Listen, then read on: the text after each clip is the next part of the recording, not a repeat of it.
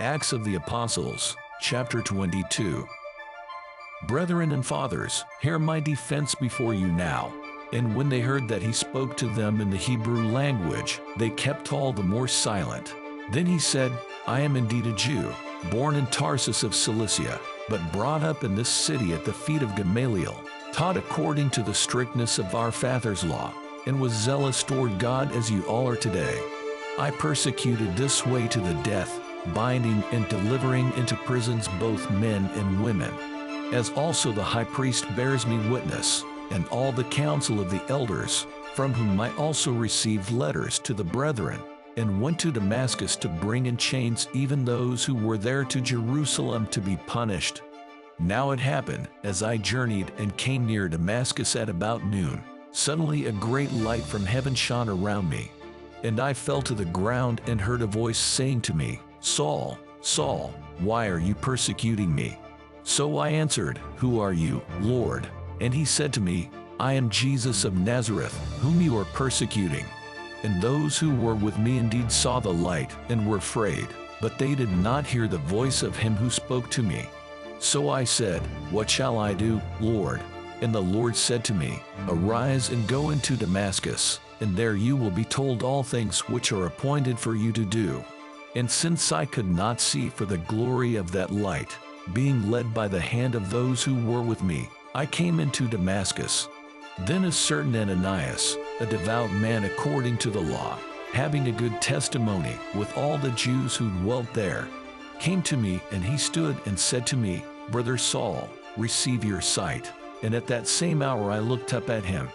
Then he said, God of our fathers has chosen you that you should know his will, and see the just one, and hear the voice of his mouth. For you will be his witness to all men of what you have seen and heard. And now why are you waiting? Arise and be baptized, and wash away your sins, calling on the name of the Lord.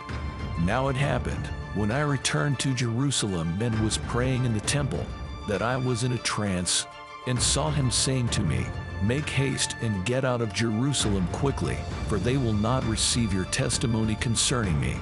So I said, Lord, they know that in every synagogue I imprisoned and beat those who believe on you.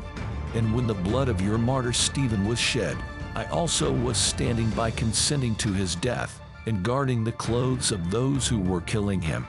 Then he said to me, Depart, for I will send you far from here to the Gentiles. And they listened to him until this word, and then they raised their voices and said, Away with such a fellow from the earth, for he is not fit to live.